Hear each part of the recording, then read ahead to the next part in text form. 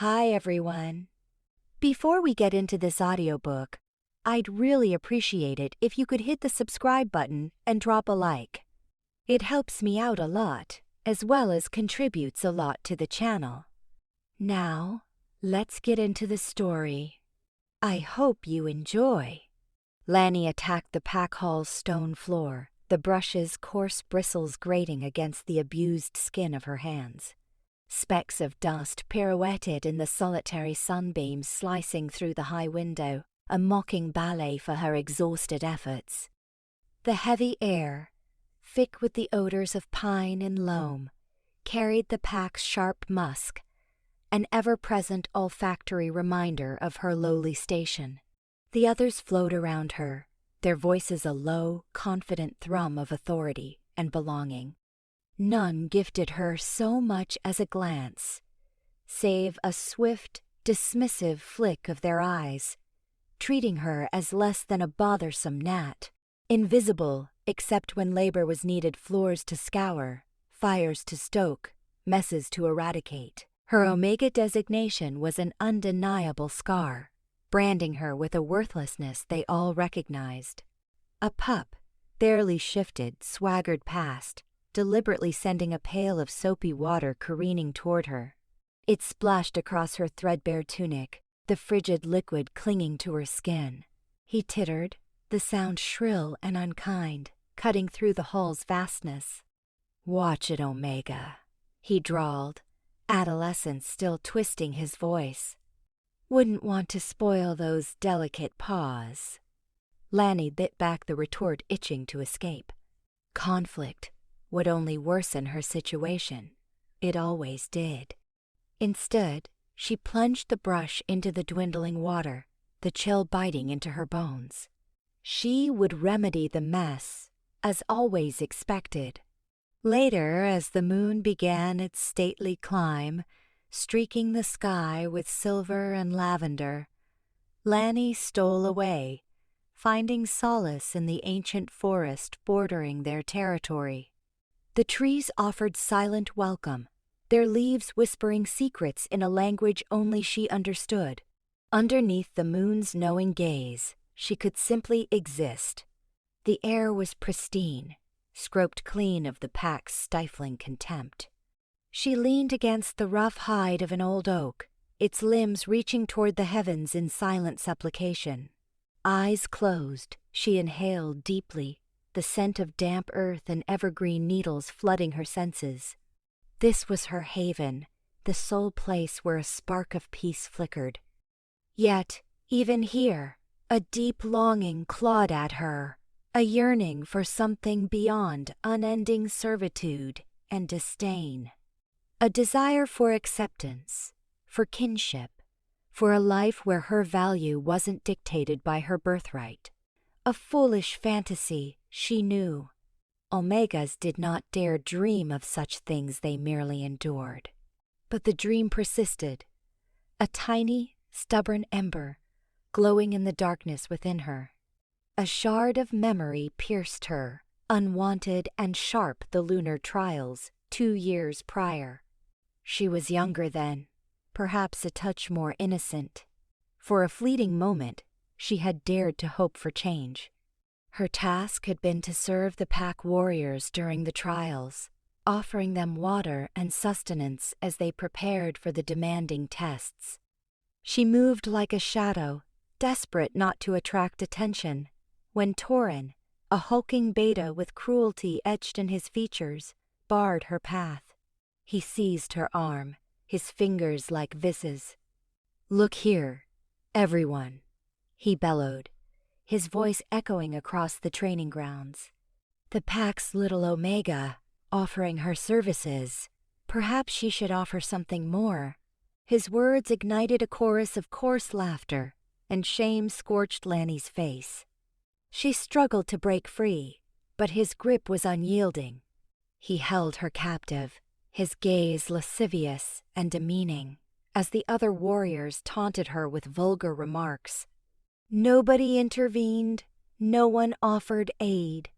Finally, Elder Rowan, disapproval creasing his face, ordered Torin to release her.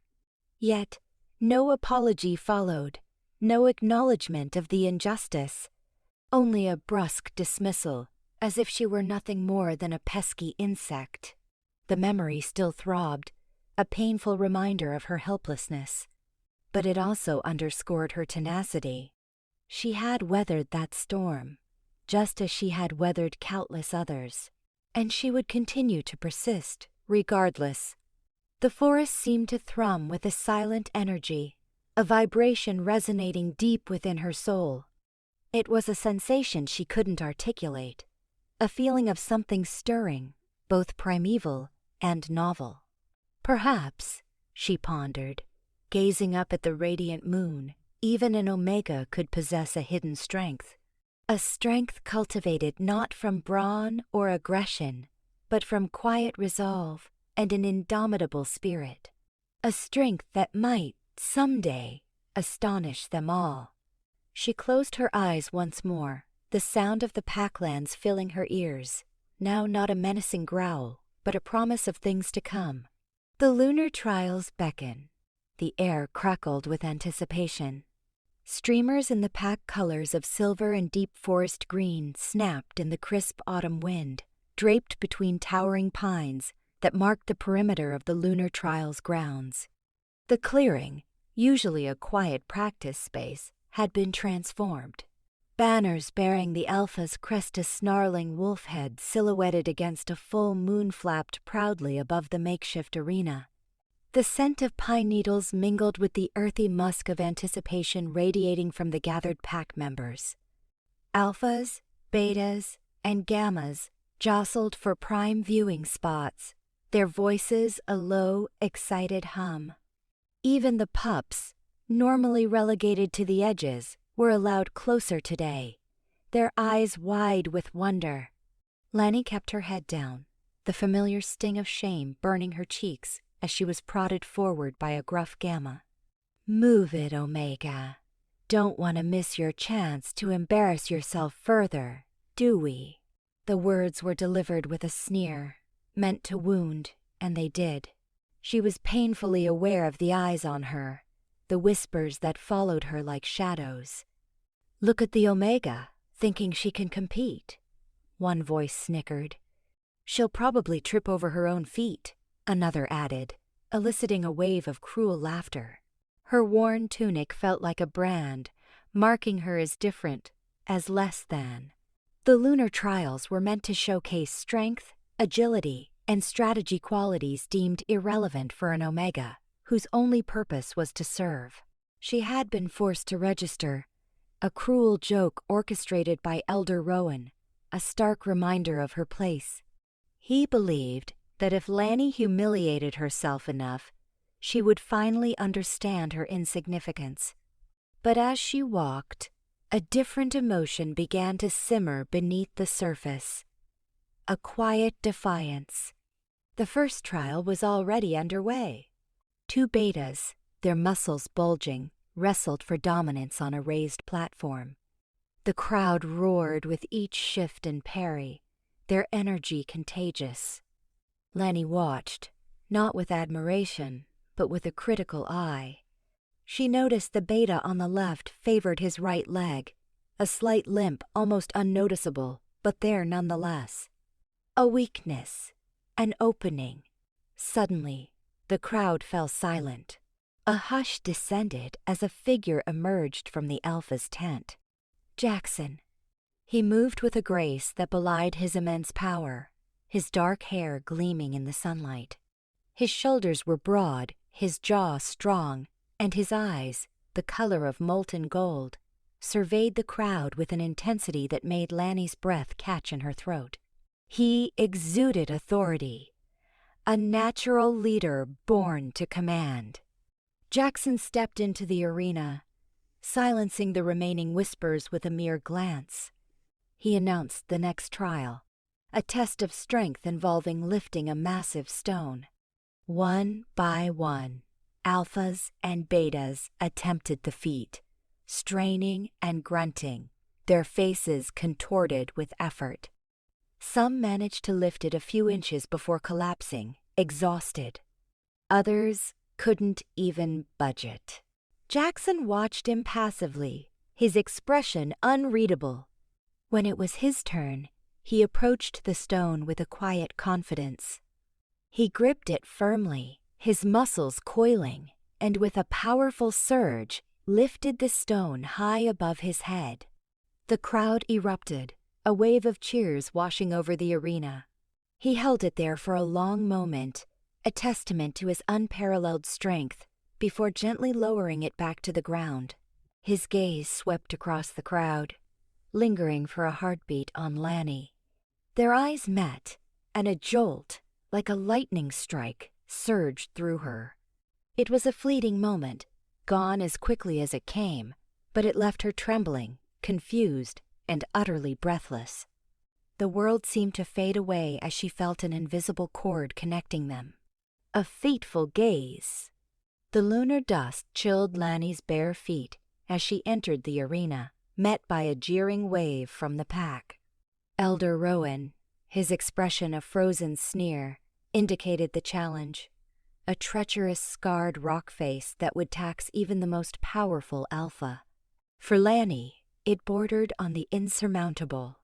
She fought down a rising tide of panic, its acrid taste sharp in her throat. Her muscles quivered as she groped for a hold. The stone, unexpectedly damp, offered little purchase. The renewed swell of derision stung, a chorus of scorn. She felt the weight of their judgmental stares, each one a brand. But then, a flicker of defiance ignited within her. They wouldn't witness her collapse. Pressing her toes into the gritty ground, she tried once more, finding a slightly more secure position. Laboriously, she began her ascent, each upward inch a private rebellion against their suffocating expectations. Higher now. She chanced a glance at the assembly. The taunts had died, replaced by a collective murmur of surprise. Even Rowan seemed taken aback. Then she saw him. Jaxon stood at the arena's edge, his focus on her so intense it made her breath catch. An unseen current zipped between them, sparking with an unfamiliar energy. The world narrowed, isolating them in a bubble of shared awareness. His gaze held a potent brew of astonishment, curiosity, and something deeper, something that made her skin prickle. Her grip loosened. A pebble, dislodged by her foot, spun downwards. She steeled herself for the fall, the crushing humiliation. But then, their eyes locked, and the world fractured. Not in a violent explosion, but in a profound realignment. Untapped power surged through her, a sense of belonging she hadn't imagined possible. She saw the same dawning recognition mirroring in Jaxon's eyes. His pupils widened, his jaw tight. He reached out a hand, as if seeking balance. The mate bond. Unmistakable, undeniable, and yet impossible. An omega and an alpha, bound by the moon goddess's ancient decree. A collective intake of breath swept the pack. The murmurs escalated into a frenzy, a chaotic blend of shock and outrage. Fury twisted Elder Rowan's features as he forced his way forward, his voice a thunderclap across the arena. "This is heresy. It cannot stand." Lani clung to the rock, her body trembling, not with fear, but with the overwhelming force of the connection. It was a visceral ache, a profound longing that resonated through her being. She looked at Jaxon again, seeing the battle raging within him. He stood at the crossroads of duty, tradition, and the irrefutable pull of their bond.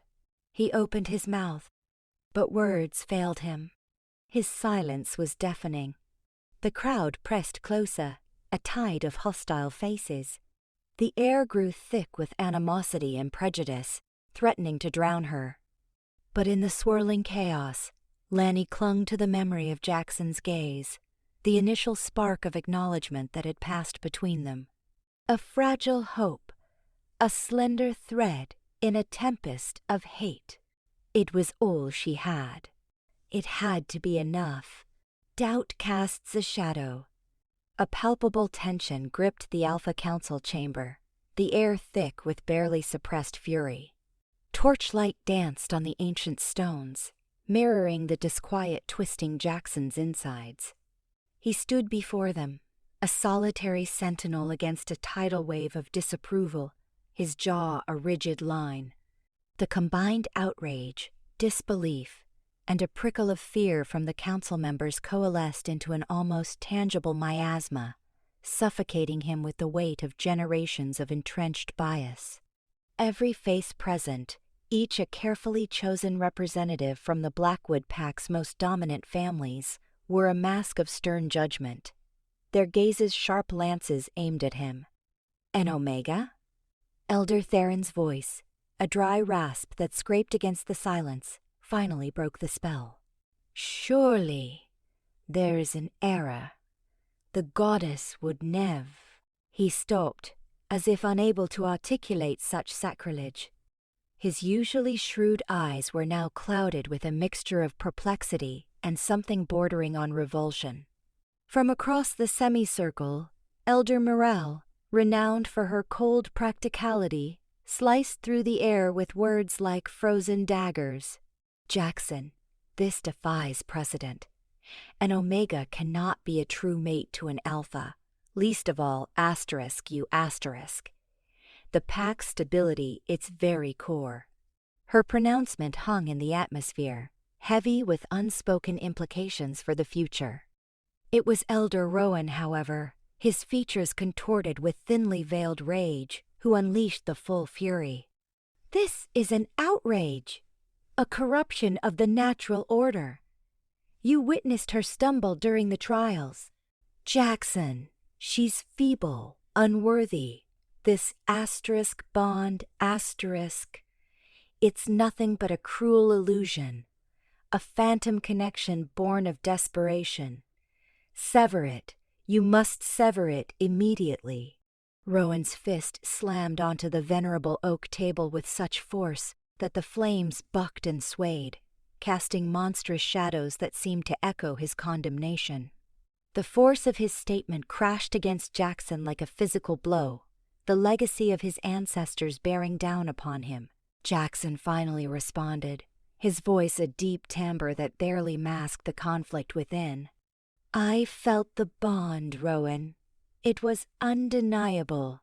He met Rowan's enraged stare head-on, refusing to yield, though even he perceived the lack of assurance in his own tone. Doubt, unwelcome and pervasive, had begun to creep into his resolve. Sensations can be deceiving, Jaxon, Elder Theron cautioned, his tone softening slightly, yet his eyes remained flinty. The lunar trials, they are unpredictable. The goddess tests us in mysterious ways. Perhaps this is merely a trial of your commitment, your dedication to the pack. Dedication? Jaxon's voice gained a sharper edge, a spark of resentment flaring within him. What of my own well-being, my own of fate?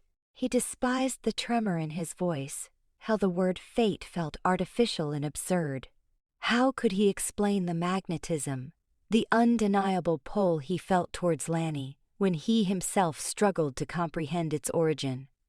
Elder Morel leaned forward, her gaze laser-focused. Your happiness is secondary to the welfare of the pack, Jaxon. You are the Alpha. Your duty is to guide, to defend, to guarantee the power and solidity of our community. This attachment jeopardizes everything we have established. Rowan seized his chance, his voice laced with venomous intent. Imagine the message this broadcasts to the other Omegas, Jaxon. They will grow brazen, demanding concessions, demanding more asterisk. Chaos will ensue. We have maintained order for centuries by ensuring they remain subordinate. Jaxon winced, the words striking a tender spot. He had always believed in the pack's traditions, in the ingrained hierarchy. He had been conditioned to think that Omegas were inherently weaker, less capable. but the memory of Lani's unique scent, the way her gaze had locked with his during the ascent, the surge of energy that had pulsed through him the instant their connection had ignited, stubbornly refused to be suppressed. She exhibited resilience during the trials, Jaxon stammered, grasping at straws. She scaled heights no one anticipated. It sounded feeble, even to his own ears. A mere stroke of luck, Rowan sneered. A desperate performance to try to prove herself worthy. Do not be deceived by her charade, Jaxon. She's an omega. Frailty is encoded in their very being. He spat on the floor for emphasis. Jaxon surveyed the assembly, seeking a hint of comprehension, a glimmer of empathy. But he encountered only skepticism, trepidation, and a deeply ingrained prejudice that extended farther than the most ancient roots of the Blackwood forest. He understood their wishes. He knew their expectations. But the prospect of rejecting Lani, of severing the bond that had sparked between them, filled him with a desolate emptiness he could not dismiss. He hesitated, his silence echoing within the chamber, a silence heavy with unspoken meaning. A divided heart. The Alpha Council's edict felt like a leaden mantle, mirroring the chill cloak Jaxon pulled tighter against the encroaching night. From his pack house balcony, the sprawling forest mirrored the turmoil gnawing within. Duty, a brand seared into his soul, clashed violently with the magnetic pull toward Lani. He was Alpha, pledged to his pack's safety, their customs, their very survival. Yet, every fiber of his being screamed that rejecting Lani was a profound betrayal. The memory of their bond igniting during the lunar trials surged back. The electric jolt, the irrefutable connection, the startling moment her usually averted gaze locked with his, a spark of recognition blazing. Within, he couldn't dismiss the conviction that she was more than just an omega, more than a disruption. She was his mate. Could he possibly reconcile that with the suffocating expectations of his people? He sought Elder Bryn, his most trusted confidant, a woman whose wisdom was as legendary as her age. He found her amidst the library's hushed reverence, surrounded by brittle scrolls and time-worn tomes, the air thick with the aroma of aged paper and beeswax. "Bryn," he began, his voice a gravelly whisper of uncertainty. "But counsel, they are unyielding. They demand I reject Lani." Bryn raised her head, her eyes, though dimmed by time, shrewdly assessing him. "And what does your heart command, Jaxon?" she inquired, her voice a soothing rumble. He hesitated, the burden of leadership pressing down. "My heart, it reaches for her. But my duty," Bryn sighed, a sound like wind whispering through sere leaves. "Duty is a yoke that chafes, Jaxon, particularly for an alpha, but rigid adherence to tradition can be a far more insidious peril. The old ways have served, yes, but eras evolve. The goddess challenges us, pushes us toward growth." She paused, her gaze intense. "Rejecting Lani may placate the council, but at what cost? What toll will it exact upon the pack?" "A reluctant alpha is a weakened one," Bryn cautioned. "Beware the seductive allure of tradition, Jaxon. It can blind you to the very essence of what matters." Her words resonated, yet provided no simple path forward. Later, he gravitated toward the fringes of their territory, drawn to the humble, decaying cottage where Lani resided. He remained concealed, unwilling to exacerbate the already volatile situation, observing from the shadows. She tended a small garden, her movements possessing a fluid grace despite the threadbare clothing she wore. He watched her hands, roughened yet tender, as she coaxed life from the unyielding earth. He perceived a quiet fortitude within her, a resilience that defied her omega status.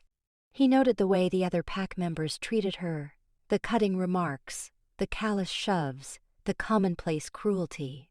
Yet, she never countered, never complained. She simply persevered, her spirit unbroken. That tenacity, that understated dignity, stirred something profoundly within him. It wasn't merely physical longing he felt, but a deep-seated respect and admiration for her unwavering spirit in the teeth of adversity. A surge of protectiveness engulfed him. He yearned to shelter her from the pack's animosity, to bestow upon her the respect and affection she so richly deserved.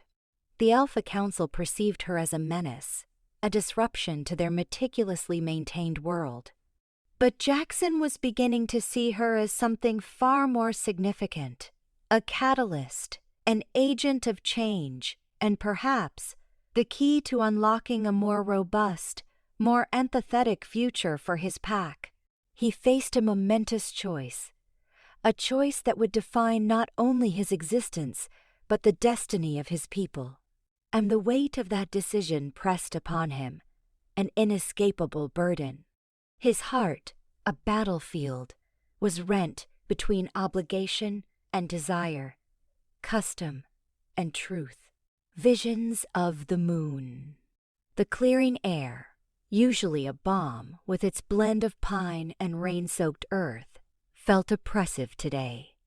That familiar comfort morphed into a suffocating weight, and a subterranean pulse climbed from her boots to buzz against her teeth. Herb gathering, a task assigned by the pack's cook, was just another way to sideline her, a constant reminder of her pariah status since the bonding ceremony. Even Jaxon's scent, normally her anchor, felt muted, overridden by something ancient and imposing. Then, the world tilted. A dizzying wave crashed over her, and the woods fractured into a hallucinatory panorama of color. Trees contorted into monstrous parodies of themselves, skeletal limbs clawing at a sky that bled crimson into violet. A silent scream seized her as she stumbled, her basket spilling its contents onto the loamy floor. This was not her reality. Was it? A foreign voice, a sibilant whisper like wind through ancient trees, echoed in her mind. The moon remembers. Her knees gave way, and she crumpled onto the muddy ground as the vision sharpened. Before her lay a vast, black lake, mirroring a fractured moon. Unseen currents disturbed its surface. At the water's edge, figures swayed, silver masks obscuring their faces, chanting in a primal tongue that resonated in her very core, a language she instinctively understood. They called to the moon goddess, pleading for what? Deliverance? Might? A sacrifice offered? A hand, sculpted from pure moonlight, shimmering and unreal, emerged from the depths. It beckoned her closer, urging her toward the precipice, the unfathomable depths. An icy spike of dread pierced the swirling chaos. She yearned to flee, to shriek, but her body remained leaden, unresponsive. She was trapped, a powerless observer forced to witness a drama played out on the stage of her mind. The vision morphed, plunging her into a cavern saturated in an eerie viridescent light. The walls were etched with arcane symbols, glyphs throbbing with a life of their own. They shifted and rearranged, coalescing into words, sentences a story writ in stone and lunar glow. She struggled to decipher them, her thoughts racing, desperate for comprehension. But the symbols proved elusive, dissolving the instant she focused. From the shadows, a figure materialized, towering, imposing, shrouded in darkness. Though its face remained hidden, its presence pressed down on her, a stifling weight. A guttural growl, a voice that vibrated within her very being, echoed through the cavern. The bond is a key. Unlock the past. Embrace the future. Then, silence. The figure vanished, leaving her stranded amidst cryptic carvings and suffocating stillness. The vision imploded with the sound of shattering glass. Colors drained, sounds ceased, and she found herself once more in the familiar clearing, sprawled in the mud, gasping for air. The scent of pine and damp soil lingered, now tinged with an unsettling metallic tang, hinting at blood and moonlight. Her muscles screamed in unison. Trembling, she pushed herself upright, her thoughts in turmoil. What had transpired? What did it signify? The moon goddess? Divinations? A key? It was too much, too consuming. She was just Lani, an omega, an outcast. Visions were not for her. Connection to the arcane was unthinkable, utterly impossible. Yet, the imprint of the vision remained, vivid and sharp, etched upon her mind like a brand. The dancing figures, the obsidian lake, the enigmatic symbols, the faceless sentinel, all resonated with an unsettling reality. And the voice, a low, resonant rumble, its words echoing within her. The bond is a key. The bond. Her connection with Jaxon. Could it be possible? Could their forbidden union be more than a mistake? More than a source of shame and friction? Could it be a key to something deeper? The thought sent a tremor of terror through her, yet also ignited a spark of hope, a fragile ember against the encroaching darkness. Perhaps she was not so powerless after all. Perhaps being Jaxon's mate was not a curse, but destiny. An unfathomable destiny, yet one she now felt compelled to embrace. The weight of this potential destiny settled upon her, a promise and a burden interwoven. She had to confide in Jaxon. But how to explain the inexplicable? And would he even believe her? The air hung thick and silent in the hidden grove, a place known only to a few wolves of the pack, a sanctuary where the ancient oaks whispered secrets to the wind. It was here, nestled deep within the territory's heart, that Jaxon had asked to meet Lani. He paced restlessly beneath the dappled moonlight, his alpha senses on high alert, scanning for any sign of intrusion. The scent of pine and damp earth did little to calm the storm brewing within him. He hadn't slept properly since the beta had informed him of Lani's collapse after the lunar trials, and he especially hadn't rested since the beta then mentioned she had been muttering about visions. Finally, he saw her. Lani emerged from the shadows, her small frame seeming even more fragile beneath the watchful eyes of the ancient trees.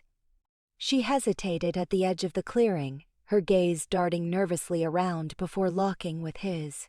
He saw the fear, the uncertainty, and a flicker of something else, a nascent hope that tugged at his own heart. He stepped forward, closing the distance between them. "Lani," he said, his voice a low rumble that he hoped would soothe her. "Thank you for coming." She swallowed hard, her eyes still wide. I didn't know if you would want to see me after." Her voice trailed off, the unspoken words hanging heavy in the air. "After what, Lani? After the moon goddess herself deemed you worthy of my bond." He stopped a few feet away from her, close enough to smell the faint sweetness of her omega scent, but far enough to give her space. "Tell me what happened. The beta said you had a vision." Lani shivered, despite the relatively mild night air. She wrapped her arms around herself, as if trying to contain something struggling to break free. "It was overwhelming. I saw everything. Past, present, future all swirling together. And then there were voices. Whispers of a forgotten power, of a key that needs to be unlocked." "A key?" Jaxon frowned, his alpha mind struggling to make sense of her words. "What kind of key?" She shook her head, her eyes glistening with unshed tears.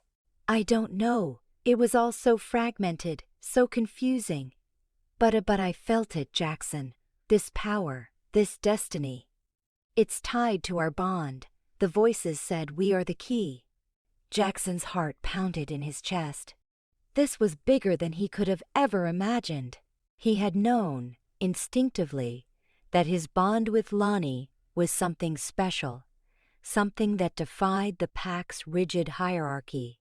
But this was something else entirely.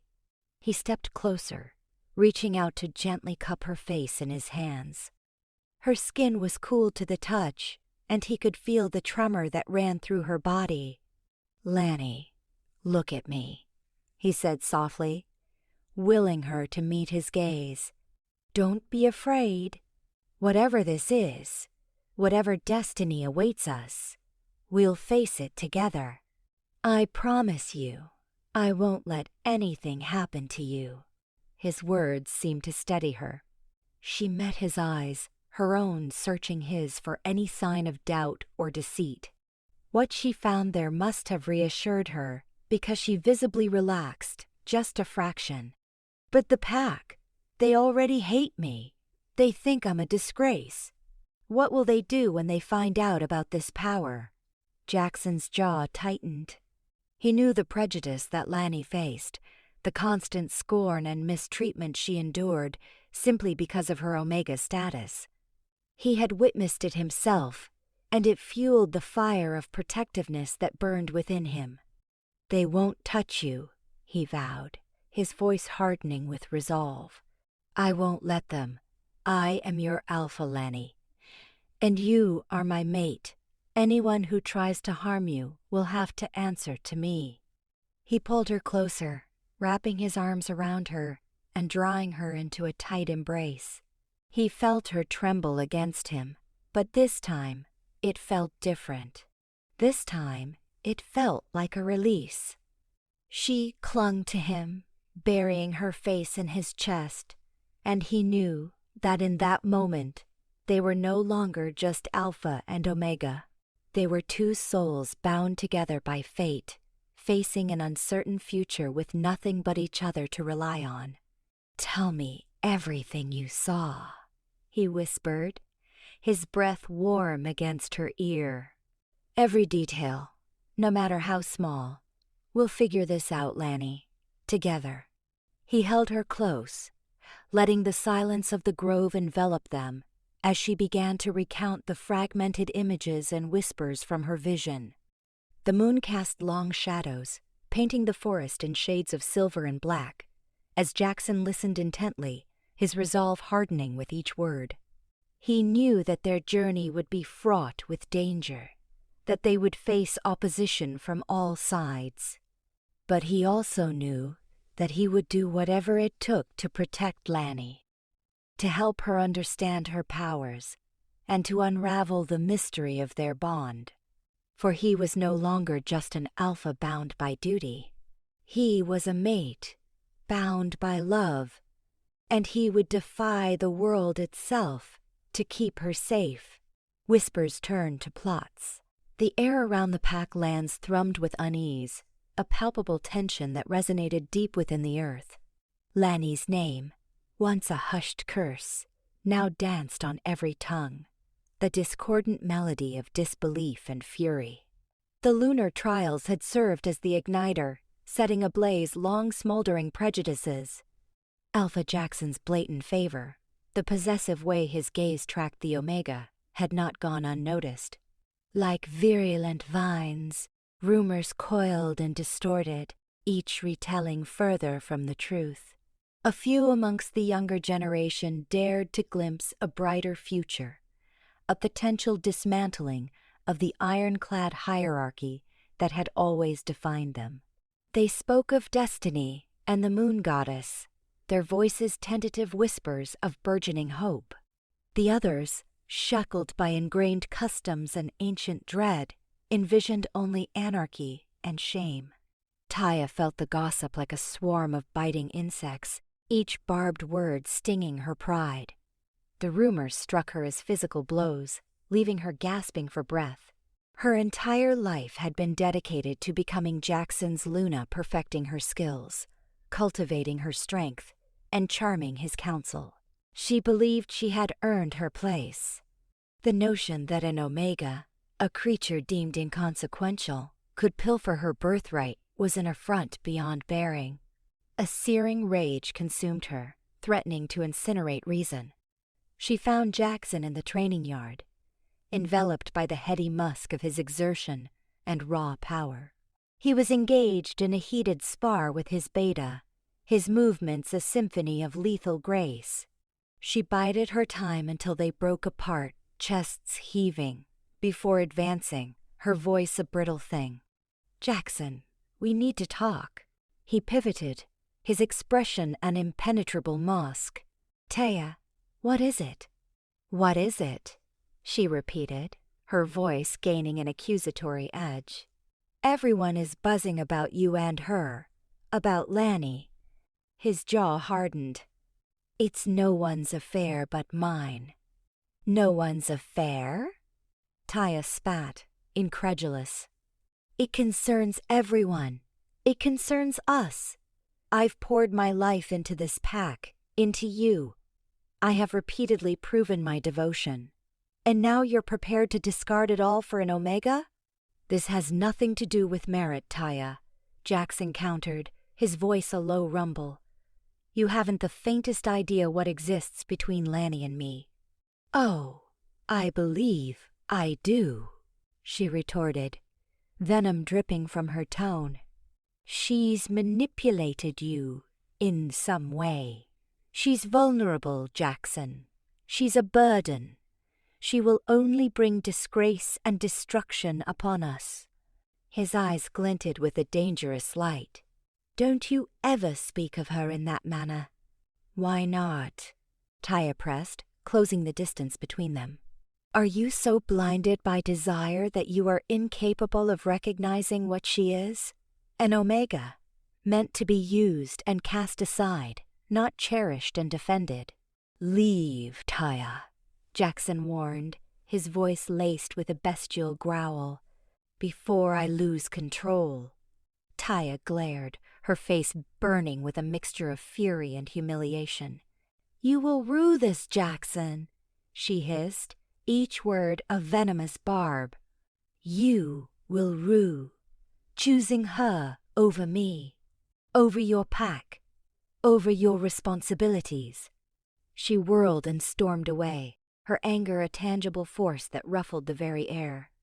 As she retreated, the kernel of a scheme began to germinate in her mind. If Jaxon was too blinded to discern the truth, then she would force him to see it. She would safeguard him, and the pack, from Lani's insidious pull. She sought out those who echoed her resentment, those who clung to tradition, and felt threatened by Lani's very existence. Elder Rowan, whose pronouncements held significant sway within the council, was her first target. She discovered him in his study, surrounded by time-worn scrolls and the pungent aroma of dried herbs. She invoked tradition and obligation, and the perils of deviating from the path carved out by their forebears. She played upon his deepest anxieties, depicting a pack fragmented and weakened by Lani's presence. Rowan listened with unwavering attention, his brow furrowed with worry. He, too, had observed the Alpha's peculiar attachment to the Omega. He sensed the ancient ways faltering, and a profound fear gripped him. One by one, Taya accrued allies, weaving a complex tapestry of bitterness and dread. She understood she was treading treacherous ground. Defiance of the Alpha constituted high treason. But she remained convinced of the necessity of her actions. The pack's survival, and her own future, hinged on it. Lani had to be neutralized. The murmurs of dissent were evolving into something far more menacing. A conspiracy, meticulously plotted in the shadows, threatening to shatter the pack's foundations. Training of the heart. The clearing, usually a place of boisterous pack training, felt eerily silent. Sunlight filtered through the dense canopy, dappling the ground where Jaxon stood, his expression unreadable. Lani fidgeted, the rough-spun training clothes feeling like a brand against her skin. "Are you sure about this?" she asked, her voice barely a whisper, the question hanging in the air. Jackson's gaze softened as he looked at her, his eyes reflecting the determination burning within him. "More than ever. You have potential, Lani. Potential they've all tried to bury." He held out a simple wooden staff. "Start with the basics, footwork, balance. We'll build from there." Lani took the staff, its smooth surface surprisingly comforting in her trembling hands. He began demonstrating stances, movements that looked fluid and effortless. She tried to mimic him, but her limbs felt clumsy, her coordination betraying her in every step. She stumbled, the staff clattering to the ground. Shame washed over her, hot and stinging. "I can't do this," she mumbled, her gaze fixed on the dirt. Jaxon knelt, gently lifting her chin. "Don't say that. This isn't about brute strength, Lani. It's about strategy, about using your mind as much as your body. It's about knowing your opponent, understanding their weaknesses." His words were like a balm, soothing her bruised confidence. He picked up the staff, placing it back in her hands. Again and again, until it becomes instinct. Days turned into weeks. The clearing became their sanctuary. Jaxon pushed her, challenging her, but always with patience and understanding. Lani learned to anticipate his moves, to use her smaller size to her advantage. She discovered a resilience she never knew she possessed, a fire that burned brighter with each passing day. One afternoon, after a particularly grueling session, she managed to disarm him, the wooden staff pointed squarely at his chest. A triumphant grin spread across her face. "I did it," she gasped, her chest heaving. Jackson's eyes shone with pride. "You did. You're a natural, Lani. You just needed someone to see it." He lowered the staff, his hand brushing against hers. The familiar electric jolt shot through her, making her heart pound. Their training wasn't just physical. It was an exploration of their minds, their hearts. They talked about the pack, about the injustice, about their shared vision for a future where Omegas weren't treated as second-class citizens. Lani found herself confiding in him, sharing her deepest fears and hopes. Jaxon, in turn, revealed his own struggles, the weight of his responsibility, the loneliness of his position. He told her stories of his childhood, of his dreams for the pack, of his growing disillusionment with the old ways. Each conversation deepened their bond, weaving an invisible thread that connected them on a level that transcended their roles. One evening, as the sun dipped below the horizon, casting long shadows across the clearing, they sat by a small fire, the air filled with the scent of pine. Lani watched Jaxon as he sharpened his hunting knife, his brow furrowed in concentration. "They hate you for this, you know," she said softly, breaking the silence. "For training me, for everything." Jaxon sighed, setting the knife aside. He turned to her, his expression serious. "I know, but I can't let their fear control me, Lani. I won't. What we have, it's worth fighting for." He reached out, taking her hand in his. His touch sent a shiver down her spine. "Besides," he added with a playful glint in his eyes, "I have a feeling you're going to be doing a lot of the fighting yourself." She smiled, her heart swelling with a mixture of fear and determination. She was still an Omega, still vulnerable, still an outcast. But she was also stronger, more confident, and more loved than she ever thought possible. And, with Jaxon by her side, she was ready to face whatever challenges lay ahead. She squeezed his hand, her gaze meeting his. "Then let's fight," she whispered, her voice filled with a newfound resolve. together. The air in the pack house thickened with unspoken malice. Taya, her usual radiant smile a brittle mask, moved through the communal areas like a viper through tall grass, her voice a silken whisper that carried the deadliest venom.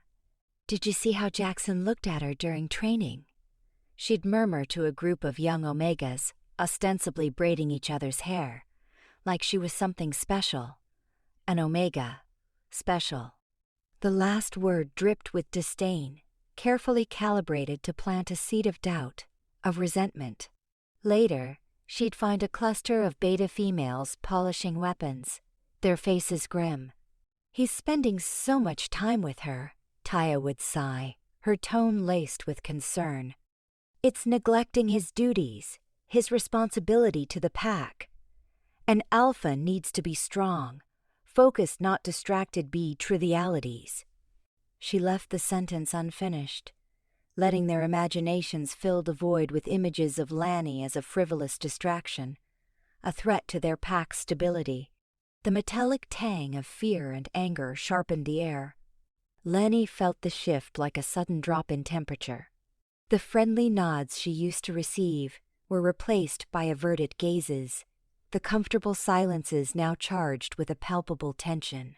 Tasks she'd readily been assigned were now given to others, leaving her idle and isolated.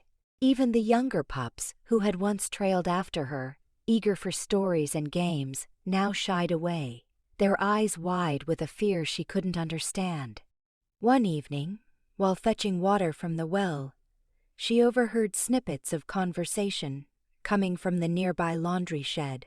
Unnatural and Omega claiming a bond.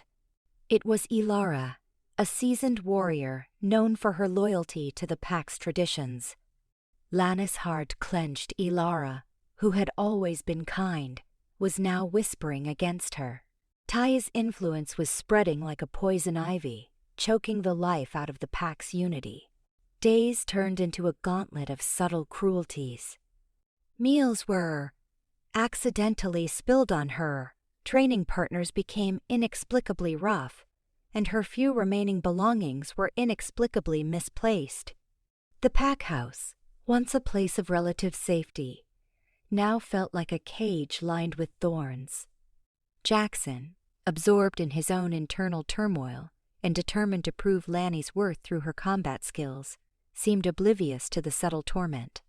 He saw her resilience in the training yard, the unwavering determination in her eyes as she faced him, weapon in hand. He failed to see the quiet despair that shadowed her features in the evenings, the way she flinched at sudden movements, the tremor in her hands as she tried to eat. One afternoon, Lani found a small, crudely made doll hanging from the rafters of the training shed. Its limbs were twisted at unnatural angles, and its face was marked with charcoal slashes. A chilling wave of fear washed over her. This wasn't just petty cruelty. It was a threat, a dark omen. It was a message. You are not wanted. That night, unable to bear the weight of the pack's animosity, Lani sought out Jaxon. She found him on the edge of the forest, his back to the pack house, his posture radiating tension. The moon, a silent witness to their burgeoning love, cast long, distorted shadows around them. "Jaxon," she whispered, her voice barely audible above the rustling leaves. He turned, his expression softening as he saw her. "Lani, what is it? You look troubled." Lani hesitated, unsure how to articulate the suffocating pressure she felt. "The Pakithe, they don't accept me." Jaxon frowned, his eyes hardening. "They will. They just need time to adjust." "It's more than that," Lani insisted, her voice trembling. "It's malicious. Someone is turning them against me." She didn't mention the doll, the symbol of hate, unwilling to burden him further. Jaxon stepped closer, cupping her face in his hands. "Who?" Lani looked down, unable to meet his gaze. Naming Taya would only deepen the divide, escalate the conflict. It doesn't matter. What matters is that they believe what they hear. They see me as a threat. Jaxon's jaw tightened. You are not a threat, Lani. You are everything. He pulled her close, his embrace a desperate attempt to shield her from the storm raging around them. But even in his arms, Lani felt the chill of isolation creeping in, the venom of jealousy poisoning the air they breathed. Prophecy, unveiled. A wave of dizziness crashed over Lani, sharper and more disorienting than before. The training grounds dissolved, replaced by a swirling vortex of gray and crimson. But this time, the colors coalesced, forming jagged peaks silhouetted against a blood-red sky. Lightning cracked, illuminating the familiar landscape surrounding their territory, but twisted, corrupted. The ancient oak that marked the pack border was ablaze, its branches' skeletal fingers reaching towards the storm. She could feel the heat, taste the ash in the air, even though she stood miles away, tethered to this terrifying premonition. Figures moved within the chaos, blurred and indistinct, but she knew them. They were her pack, fighting, falling, their howls choked with fear. Then a figure emerged from the flames, taller, darker, wreathed in shadows that seemed to devour the light. Its eyes burned with malevolent intent, fixated on the pack, on their home. It was unlike anything she had ever sensed, a primal force of destruction, fear, raw and paralyzing, threatened to consume her. But then, another image flashed herself, standing before the darkness. She wasn't cowering, wasn't afraid. A silver light emanated from her, a radiant shield that pushed back the encroaching shadows. She held something in her hands, an object she couldn't quite make out, but it pulsed with the same light, resonating with the power that flowed through her veins. The vision shattered, leaving her gasping for breath, her heart hammering against her ribs. The training grounds swam back into focus, the scent of earth and sweat replacing the acrid stench of smoke and burning wood. Jaxon was there, his face etched with concern, his hand hovering over her arm. Lani, what happened? You just froze. She pulled away, her mind reeling. I saw something terrible. The pack in danger. Jaxon's brow furrowed. What kind of danger? An attack? Worse, she whispered, the memory of the shadowy figure still searing her mind. Something ancient, something powerful. And I was there. I was fighting it. He studied her intently, his alpha senses clearly picking up on her distress. Fighting? With what? Do you know who or what you were fighting? Lani shook her head, frustration building. I don't know the specifics, but I know it's coming. It felt inevitable. She met his gaze, her voice trembling slightly. I think this bond, it's not just about us, Jaxon. It's about protecting the pack. I saw myself holding something, a source of light, of power. I'm not just your mate, I'm something else. He stepped closer, his expression softening. What do you mean? I don't know exactly, she confessed, running a hand through her disheveled hair. But these visions, they're not random. They're showing me something, warning me. There's a prophecy, I can feel it. A prophecy tied to me, to us, to the bond. Jaxon's jaw tightened, his eyes hardening with a resolve she had not seen before. Then, we will figure it out. Together, we'll find out what this prophecy is, what this danger is, and we will face it. As Alpha, it is my too. But what if protecting the pack means putting myself in danger? The words hung in the air, heavy with unspoken fears. What if I'm the key to stopping this, but also the target? He reached out, taking her hand in his grip firm and reassuring. Then I will protect you, Lani. I will protect us both. We'll face this together, whatever it is.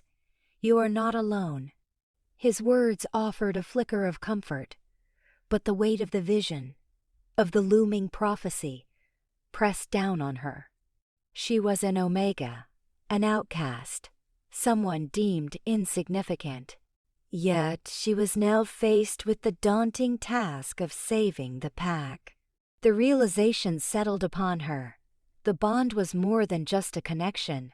It was a responsibility, a destiny she could no longer ignore. The future of the pack rested on her shoulders, and she had no idea how to carry such a burden. But one thing was certain. She wouldn't back down. She would embrace her destiny, whatever it may be. The council's demand. The air in the council chamber hung thick with unspoken judgment, each elder's gaze a weight pressing down on Jaxon's shoulders. The scent of ancient wood and simmering disapproval filled his nostrils, a stark contrast to the wild, untamed fragrance of Lani that usually clung to his senses. Elder Rowan, his face etched with deep lines of concern and something that felt suspiciously like disappointment, stood at the head of the polished table. "Jaxon," he began, his voice resonating with an authority that brooked no argument. "We have convened to discuss a matter of grave importance to the future of our pack." Jaxon met Rowan's gaze, his own expression unyielding, though a knot of anxiety tightened in his gut. He knew what was coming. He'd felt the shift in the pack's atmosphere, the whispers that followed him like shadows. Taya's venomous influence was spreading, poisoning the well of their community. "I understand, Elder," Jaxon replied, his voice steady despite the turmoil within. He braced himself, preparing for the inevitable clash between his heart and his duty. "The bond you claim to share with the Omega, Lani, is unprecedented."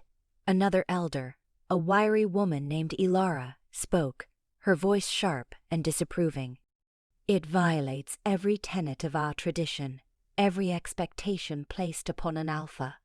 Jaxon clenched his jaw, fighting the urge to lash out. "Lani is my mate," he stated, his voice laced with a protective growl. "The moon goddess herself has chosen her for me." Rowan sighed, a sound heavy with weariness. "The goddess works in mysterious ways, Jaxon, but we cannot allow sentiment to cloud our judgment. Our laws are in place for a reason. They maintain order, ensure the strength of our bloodlines." He leaned forward, his gaze intense. "An Omega cannot lead, cannot protect. You need a Luna, Jaxon, a strong alpha female to stand by your side, to bear your heirs. Taya is that Luna. She is the logical choice, the right choice." "The right choice according to whom?" Jaxon challenged, his voice rising in defiance. "A choice dictated by outdated customs and prejudiced minds? Lani possesses a strength you cannot even fathom. She is more courageous, more compassionate than anyone I know." Ilara scoffed. "Courage? Compassion? These are virtues ill-suited for leadership. An alpha must be strong, decisive, ruthless when necessary. And Lani is not?" Jaxon countered, his eyes flashing with anger. "Have you seen the scars she bears? Have you witnessed the resilience with which she faces the constant abuse she endures? She has survived more than any of you can imagine, and still, she chooses kindness. That, Elder Ilara, Izara, strength." Rowan held up a hand, silencing the brewing argument.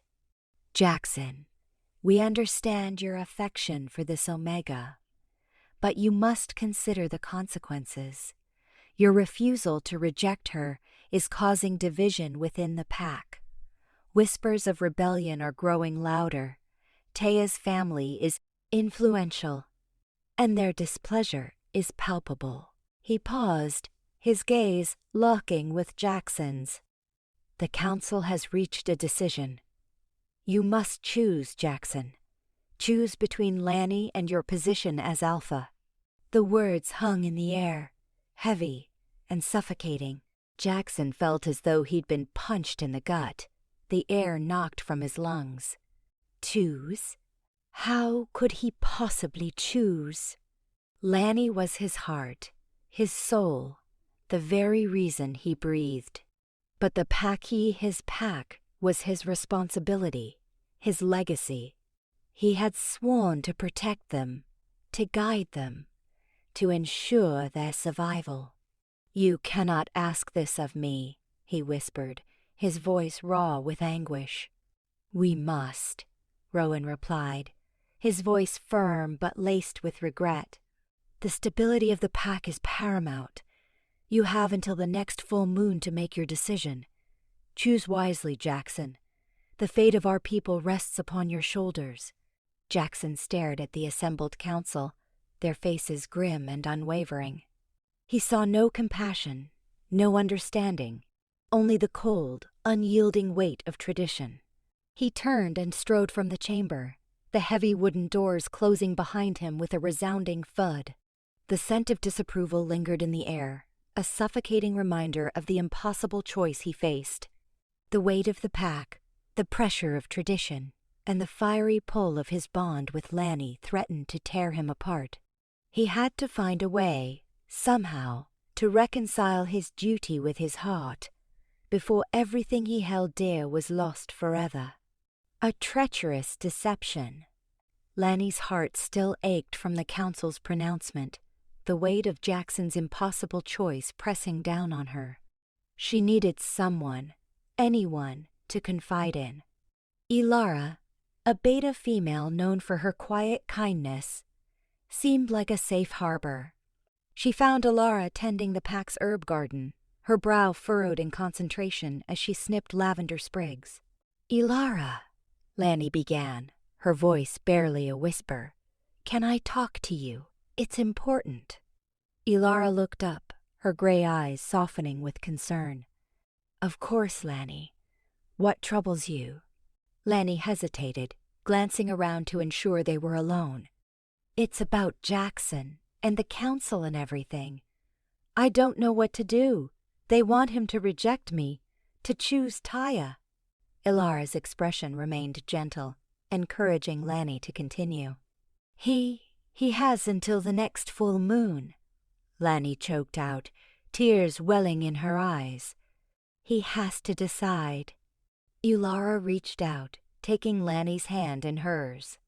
Her touch was surprisingly firm, grounding. Jaxon is strong, Lani. He will do what is right for the pack. Lani pulled her hand away, shaking her head. But what if what's right for the pack isn't right for us? What if he chooses her?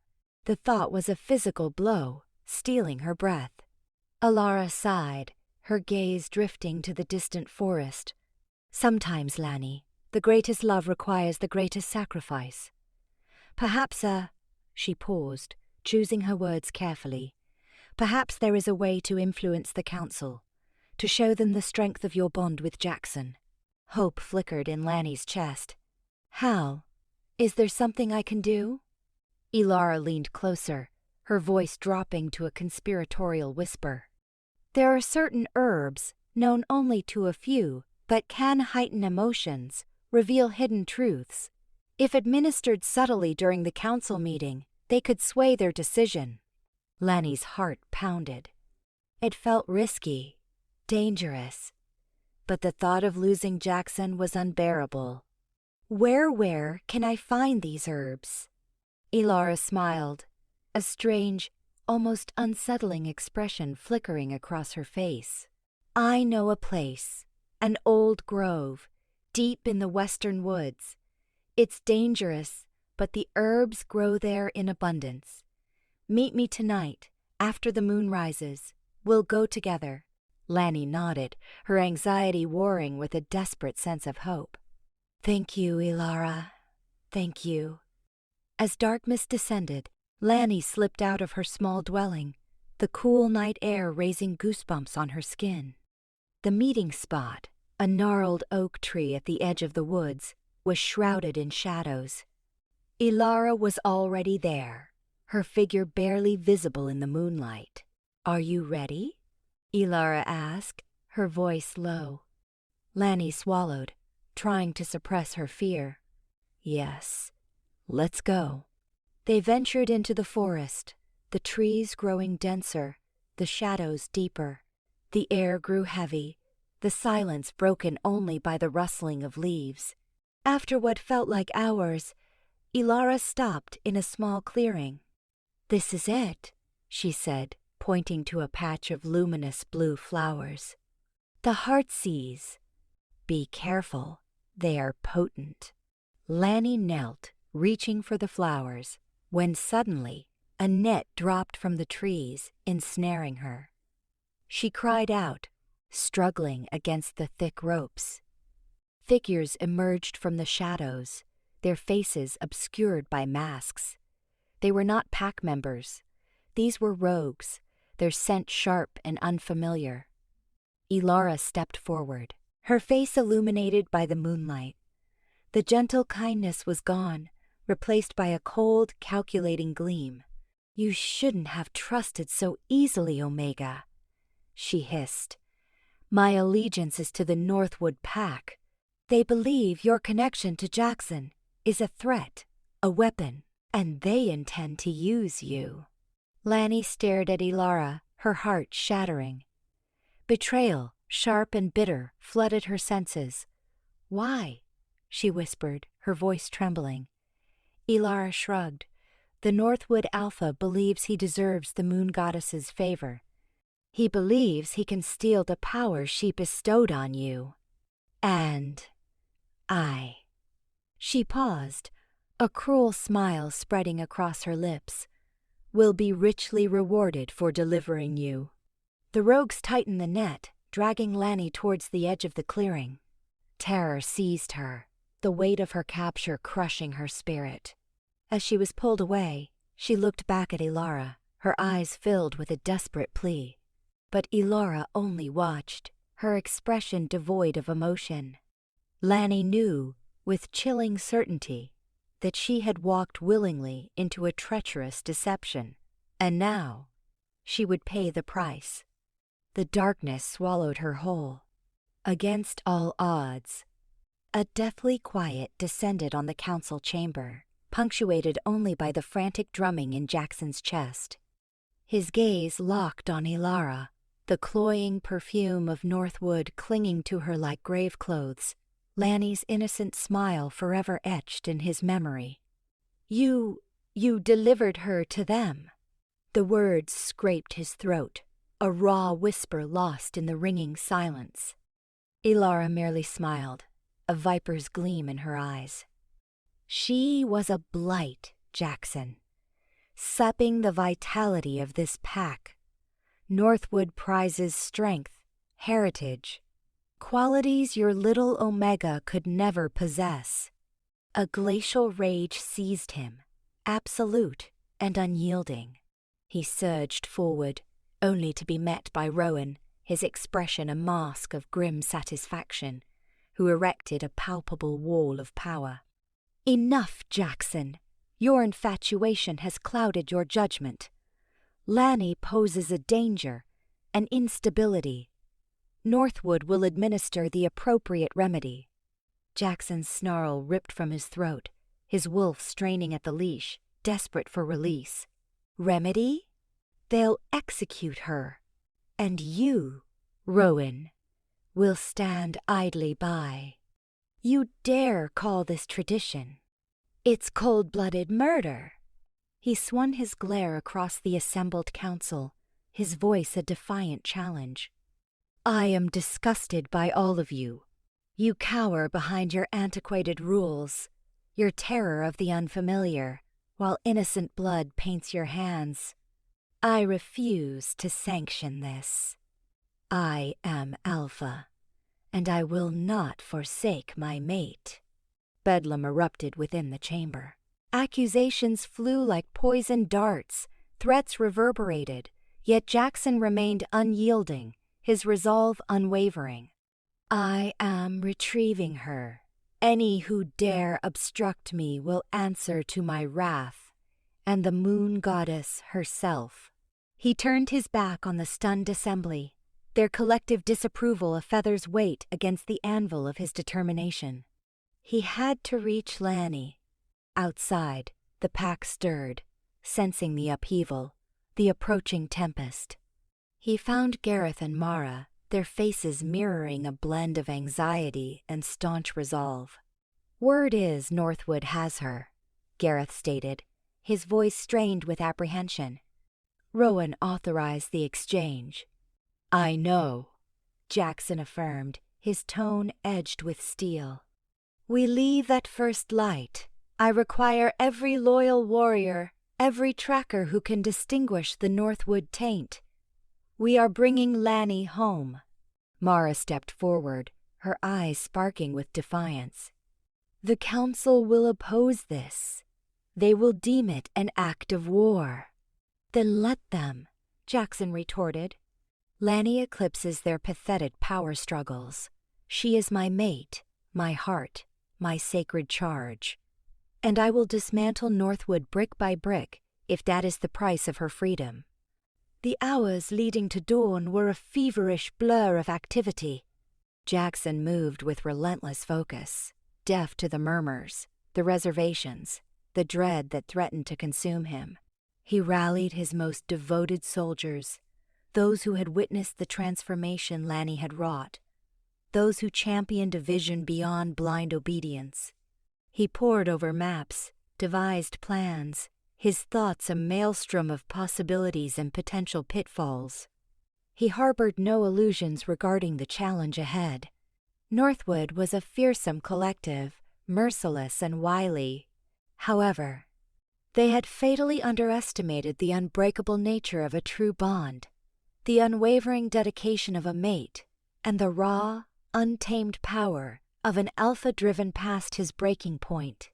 As the first fingers of dawn touched the sky, a small contingent stood poised, their faces etched with grim anticipation, their hearts a mix of trepidation and allegiance. Jaxon stood before them, his eyes blazing with fierce purpose. We ride for Lani, he declared, his voice resonating with command. We ride for liberation. We ride for a future where love transcends lineage and custom. Let them brand us rebels. Let them denounce us as traitors. We know the truth that burns within us, and we will not yield until Guo. She is safe within our circle. He raised his hand, and with a battle cry that shook the very mountains, they surged into the nascent day, a fellowship of wolves defying overwhelming odds, propelled by love and the desperate hope that they could rewrite destiny. Itself, the sharp tang of pine and moist earth filled Jaxon's lungs, yet beneath it he detected the ghost of Lani's singular scent, a promise, a guiding star in the encroaching darkness. Hope amidst darkness. The Northwood cell reeked of mold and abject terror. Lani tasted iron, a lingering ghost of the blood she'd choked up hours, or perhaps days ago. Time had dissolved into a soupy agony. Each breath, a small act of rebellion, each pulse, a defiant drumbeat. They craved information insights into her visions, her bond with the lunar deity. But their efforts were met only with silence, punctuated by shallow gasps and the occasional, involuntary sob. Her body howled under the strain of the constraints, the ropes digging into her flesh, leaving angry wheals on her bruised limbs. A single, sputtering torch barely illuminated the interrogation chamber, painting grotesque, mocking shapes on the slick stone. Silas, her tormentor, scowled, frustration twisting his features. Still nothing, Omega. You're wasting my patience. and more importantly, what little life you have left. He stalked around her, his boots a heavy rhythm in the close confines. He seized a fistful of her hair, wrenching her head back, exposing the vulnerable curve of her throat. We know you're concealing vital information. Oakhaven wouldn't hide you at such lengths without good reason. Tell me what you know, and I might consider making this marginally less agonizing. Lani's eyes flickered shut, anchoring herself to the image of Jaxon, the sharp angles of his jaw, the intense blue fire in his gaze, reserved solely for her. That memory was a bulwark against the pain, the fear, the encroaching despair. She conjured the feeling of his hands, both gentle and strong, cupping her face, promising sanctuary and belonging.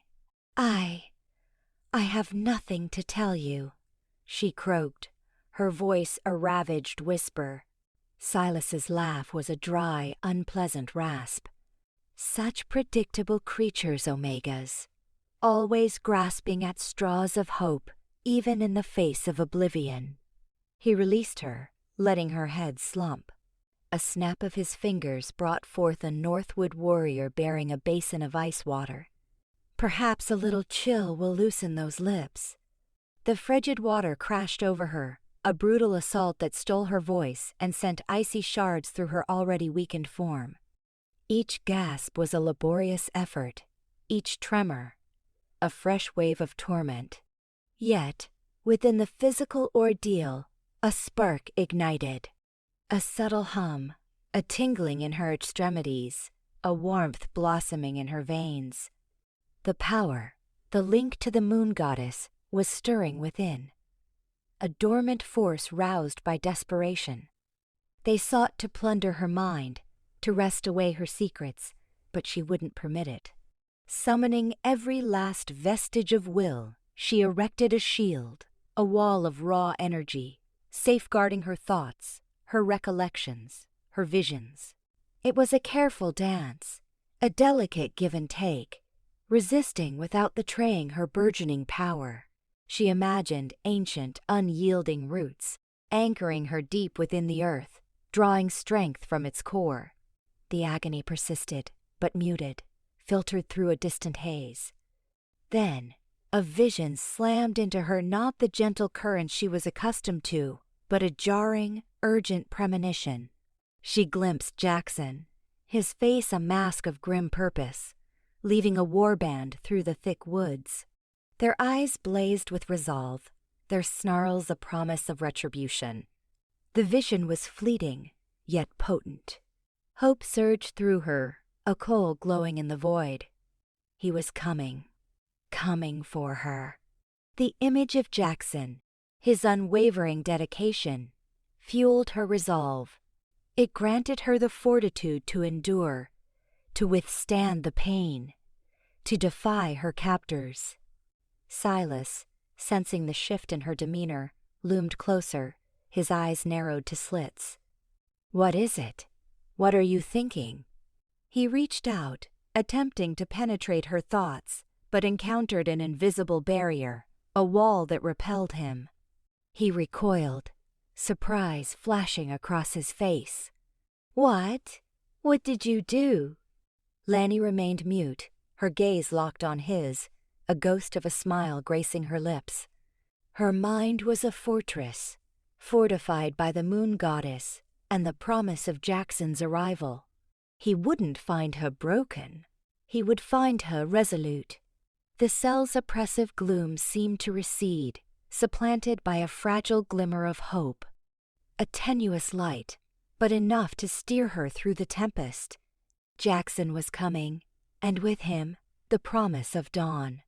The Alpha's fury, blood, sharp and coppery, flooded Jaxon's mouth as he smashed through the Northwood Pack's flimsy perimeter. A pathetic excuse for a defense, pulverized by the sheer ferocity of his onslaught. He registered the dawning terror in their eyes, Alpha and Beta alike, their vaunted courage dissolving before his savage advance. He was a roaring engine of muscle and fury, driven by a vision that had haunted his waking hours. Lani, unbroken despite Silas's cruelty, her spirit a defiant flame. It was an image burned into his very being, cauterizing hesitation and doubt. Behind him surged his pack, a wave of righteous retribution crashing against the shores of Northwood territory. They moved as a single, unified force, bound by loyalty to their leader and a burning need to avenge their own. He tore through another line, the screech of claws against steel a discordant symphony in the frigid air. The stench of fear and desperation permeated the night, tangled with the metallic reek of spilled blood. He ignored the blossoming ache across his ribs, the stinging trails etched into his flesh. Each wound was an offering to Lani, a physical manifestation of his unshakable devotion. He would dismantle this entire fortress, stone by bloody stone, if that's what deliverance demanded. "Where is she?" he bellowed, the sound splitting the uproar, momentarily silencing the cacophony of snarls and snaps.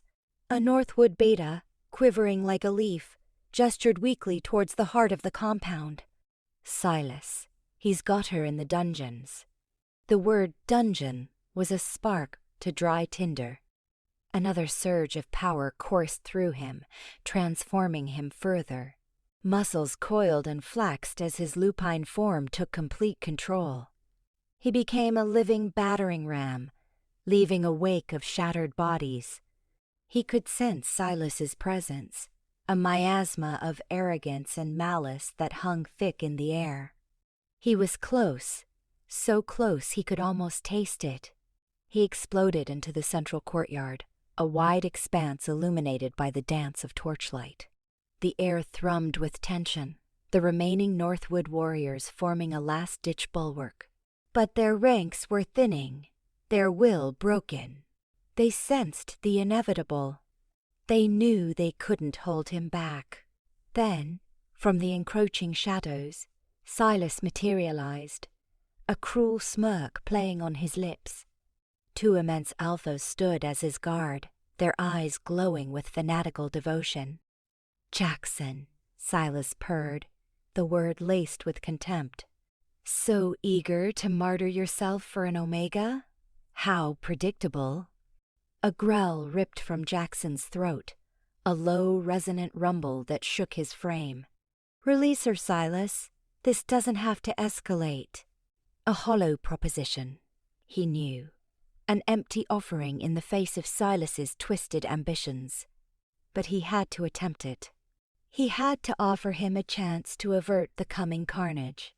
Silas's laughter was a rasping, unpleasant sound that echoed through the space. "Escalate? This was preordained, Jaxon. You were always too soft, burdened by sentiment. That weakness will be your downfall." He issued a curt command, and his two enforcers surged forward. Jaxon let their assault head on, a whirlwind of fang and fury. He fought with the desperate strength of a cornered beast, each strike fueled by his all-consuming need to reach Lani. He dispatched the first alpha swiftly, a precise, lethal strike to the trachea that ended the battle before it began.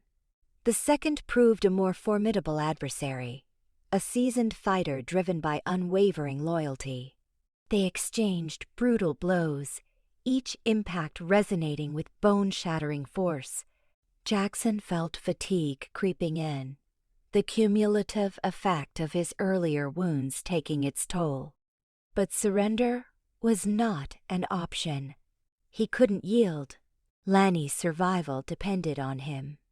He evaded a sweeping attack, retaliating with a savage rake that tore across the alpha's torso. The warrior stumbled backward, clutching at the rent flesh, shock and agony etched on his features. Jaxon seized the advantage, lunging to bring him crashing to the ground. He held him pinned, claws digging into the tender flesh of the alpha's throat. "Tell me where she is," he rasped, his voice a guttural threat. The alpha, choking and gasping, finally capitulated. "Dungeon. South Wing. Jaxon released him, shoving him aside with utter disdain. He fixed his gaze on Silas, who stood impassively observing the scene with unnerving composure. "It's finished, Silas," Jaxon stated, his voice low and ominous. "Release her, and perhaps, just perhaps, I might let you survive." Silas gave a short, mirthless laugh. "You presume victory, Jaxon. This is merely the overture." His transformation began, his own wolf form emerging larger, more monstrous than Jaxon had anticipated. "Let's discover if your infatuation with that Omega can withstand this." He lunged. The clash was immediate and catastrophic. A savage, unbridled dance of tooth and claw. Jaxon met Silas's feral aggression with a primal intensity, each blow imbued with the force of his love for Lani, his duty to his pack, and his unquenchable desire to extinguish Silas's tyrannical rule. The fate of Lani, and potentially the future of both packs, teetered precariously on the edge of Jaxon's claws. Turning the tide. Lani coughed, the metallic tang of blood filling her mouth. The rough-hewn dungeon walls offered no comfort, only the chilling reminder of her captivity. Silas's enforcers believed they had broken her spirit, but the rage simmering within her was a hotter fire than any they could ignite. She focused, drawing upon the faint energy that always hummed beneath her skin, a power she had long suppressed out of fear. It was time to unleash it. Closing her eyes, Lani pictured Jaxon, his face etched with determination, his voice echoing in her memory. "I will find you." That promise was her anchor, her catalyst. The energy surged, no longer a timid whisper, but a roaring torrent. The iron shackles around her wrists vibrated, then groaned, and finally, with a deafening crack, shattered into pieces. The cell door, weakened by years of neglect, buckled inward as she slammed against it. She emerged into the dimly lit corridor, the sounds of battle echoing above. She could feel Jaxon, his presence a beacon in the chaos. He was fighting for her. Moving with a newfound purpose, she followed the sounds of the conflict, her bare feet silent on the cold stone floor.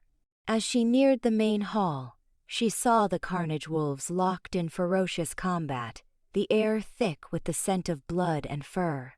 Jaxon was a whirlwind of fury, his silver fur stained crimson as he battled Silas, whose monstrous form dwarfed even the largest of his warriors. But Jaxon was tiring, his movements becoming sluggish. Silas, fueled by dark magic, seemed inexhaustible. Fear threatened to paralyze her, but the image of Jaxon's unwavering gaze pushed her forward. She wouldn't let him fight alone. Reaching the edge of the fray, she focused her energy, directing it towards the nearest Northwood warrior. A wave of disorientation washed over him, his eyes glazing over as he stumbled, allowing one of Jaxon's pack members to gain the upper hand. She repeated the process, weaving through the battle, subtly influencing the minds of Silas's followers, turning the tide of the conflict with each subtle manipulation. Some hesitated, others faltered, and some simply collapsed, overwhelmed by a sudden wave of nausea. A collective gasp rippled through the hall as the warriors realized what was happening. An Omega was wielding power, influencing the very course of the battle. Elder Rowan watched from the sidelines, his face a mask of disbelief and horror. His carefully constructed worldview was crumbling before his eyes. Jaxon, sensing the shift in momentum, glanced towards Lani, his eyes widening in surprise, then softening with a fierce protectiveness. "Lani, get out of here!" he roared, but she stood her ground, shaking her head. "I'm not leaving you!" she yelled back, her voice surprisingly strong despite her weakened state. Silas, enraged by Lana's interference, lunged towards her, abandoning his fight with Jaxon. You wretched Omega, he snarled, his claws extended. Jaxon roared in fury and intercepted him, knocking Silas back with a brutal force. Touch her, and you're dead, Jaxon growled, his eyes blazing with primal rage. Lani knew she couldn't stand idly by. She focused her power, amplifying Jaxon's strength, bolstering his energy, and sharpening his reflexes. She became his anchor, his source of unwavering power. Together, they were an unstoppable force. Jaxon, empowered by Lani's energy, fought with renewed ferocity. He dodged Silas's attacks with ease, his movements fluid and precise. He landed blow after devastating blow, forcing Silas back, weakening his monstrous form. Finally, with a roar that shook the very foundations of the hall, Jaxon struck the final blow, severing Silas's connection to the dark magic that fueled him. Silas collapsed, his monstrous form shrinking back to his original shape, his eyes wide with disbelief and defeat. Silence descended upon the hall as the remaining Northwood warriors surrendered, their will to fight broken. Jaxon stood panting, his body bruised and bleeding, but his eyes were fixed on Lani. He rushed to her side, cradling her face in his hands. "Are you all right?" he asked, his voice filled with concern. Lani nodded, a faint smile gracing her lips. "I am now," she whispered, her eyes filled with love. They had faced the darkness together, and together they had emerged victorious. But this was just the beginning.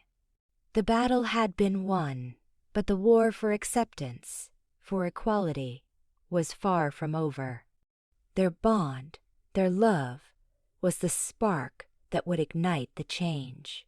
The tide had turned. A triumphant return. A strange cocktail of relief and trepidation seasoned the air as they crested the rise, the pack lands unfolding before them like a rumpled tapestry. Jaxon, his hand a constant, reassuring presence at Lani's back, urged her forward. He felt the persistent tremor in her frame, the lingering chill of Silas's prison clinging like grave dust. Below, the pack stretched out, a sea of fur and hesitant gazes. Jubilant cries, raw with relief at Jaxon's return and the seeming end to Silas's tyranny, punctuated the expectant silence. Others remained withdrawn, their faces inscrutable, their eyes darting nervously towards Lani. The cheers swelled as they descended, yet so did the undercurrent of whispers. Jaxon's jaw hardened. Though anticipated, the blatant prejudice still wounded. He spotted Ilara, tears carving paths down her cheeks, forcing her way through the throng. She embraced him fiercely, murmuring gratitude to the moon goddess for his safety. Turning to Lani, her expression was a complex interplay of wonder and uncertainty. "Lani, what happened?" she breathed, the question almost lost amidst the growing clamor. Before Lani could respond, the crowd yielded, revealing the Alpha Council. Elder Rowan, his face a frozen mask of disbelief bordering on horror, stood foremost. His voice, typically a booming presence, was now hushed, almost shaky. "Jaxon," he began, his gaze riveted upon Lani. "Explain this. Explain why an Omega stands at your side." Jaxon met his scrutiny head-on. "Lani is my mate, Rowan. She fought alongside me against Silas." A wave of shocked whispers surged through the pack. Blood rushed to Rowan's face. "Mate? An Omega? This is anathema. It violates every tenet we hold sacred, everything we represent." He gesticulated wildly, his voice regaining its former resonance. "Silas must have corrupted your mind, warped your judgment. This cannot be allowed." "Silas is dead, Rowan," Jaxon countered, steel lacing his tone. "An My bond with Lani is genuine. The moon goddess herself has blessed it, Rowan scoffed, a harsh, dismissive sound. The moon goddess doesn't sanction upheaval. She champions order, tradition. This is a corruption of tradition. We cannot simply accept this Omega as your mate. It establishes a perilous precedent.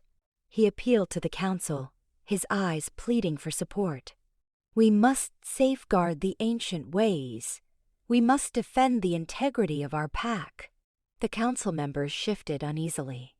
Some nodded in agreement, their faces tight with disapproval. Others avoided Jaxon's stare, their allegiance clearly fractured. One, a younger alpha named Torin, tentatively stepped forward. With respect, Elder Rowan, he began. Jaxon vanquished Solace. He delivered us all. Surely, his word. His word is tainted, Rowan roared, cutting Torin off mid-sentence. He is blinded by whatever influence this Omega wields. We require proof, irrefutable proof that this bond is legitimate, that she possesses worth. He swung his gaze back to Jaxon, his eyes like sharpened flint. I demand a trial by ordeal. Let her demonstrate her value to the pack, to the moon goddess. If she can endure, if she can prove her strength and loyalty, only then will we consider accepting this unnatural ball. Union. Lani recoiled, her heart hammering against her rib cage. A trial by ordeal.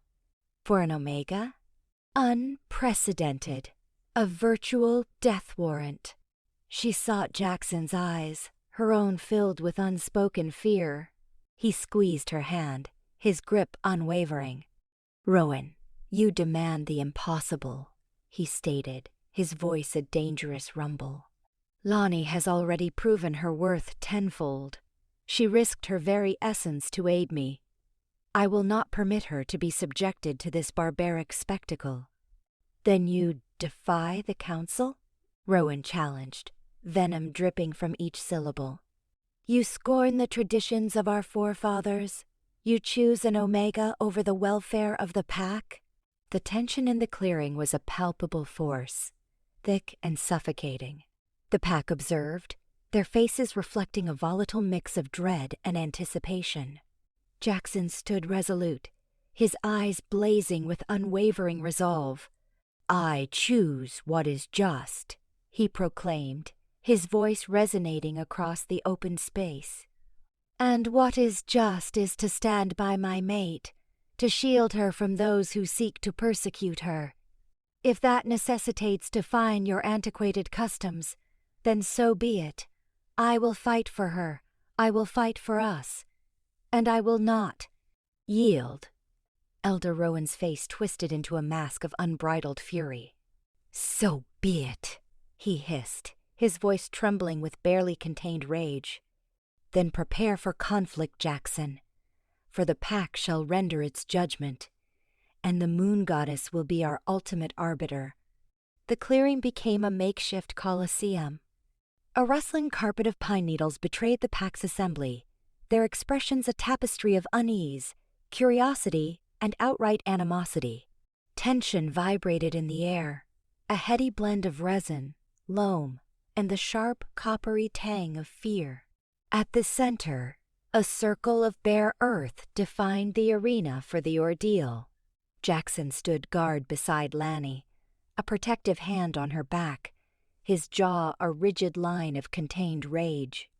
He'd initially refused to let her submit to Rowan's archaic trial, but the elder had cunningly proposed a trial of worth, a duel, a chance for Lani to legitimize herself.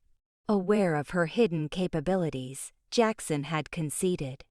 He wouldn't let her be ostracized without resistance. You can still refuse, Lani, Jaxon murmured, his voice a low growl meant for her alone. We can walk away. Lani's gaze locked with his, her eyes reflecting the dancing flames and a newfound resolve that surprised even her. No, she stated, her voice resonating with a strength he hadn't witnessed before. "This is larger than me, Jaxon. It's for all the Omegas deemed expendable. I won't cower." She advanced, the movement eliciting a collective intake of breath from the observing throng. Elder Rowan, his face a mask of disapproval, strode into the designated space. "Let the trial commence," he proclaimed, his voice booming in the sudden silence. "The council has selected its champion to assess the Omega's mettle." A statuesque she-wolf, muscles flexing beneath her ebony fur, materialized. Britta, a seasoned warrior and a beta of the Pack Guard, fiercely defended the established order. She represented everything Lani was not: formidable, revered, and conventionally powerful. Britta's amber eyes pinned Lani, calculating, predatory. "Yield, Omega," she rumbled, her tone dripping with contempt. "Spare yourself the pain."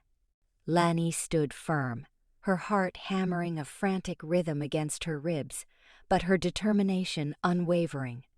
"I will not yield." A ripple of murmurs spread through the onlookers, a wave of incredulity washing over them. An Omega challenging a beta warrior. Unthinkable. Jaxon squeezed Lani's hand in encouragement. "Remember everything," he breathed. "Trust yourself." Rowan raised a hand, signaling the commencement. Britta surged forward, a dark, blurring tempest, her claws unsheathed. Lani reacted on instinct, drawing upon the training Jaxon had secretly imparted.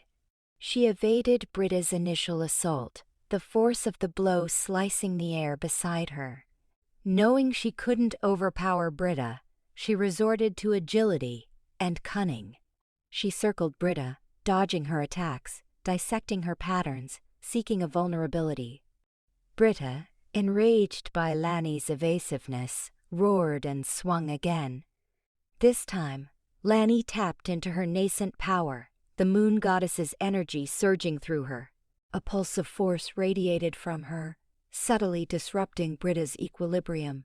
Britta faltered, just for a heartbeat, that it was sufficient.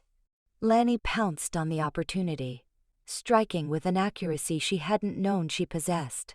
She targeted Britta's vulnerabilities, using her understanding of anatomy to incapacitate rather than fatally wound.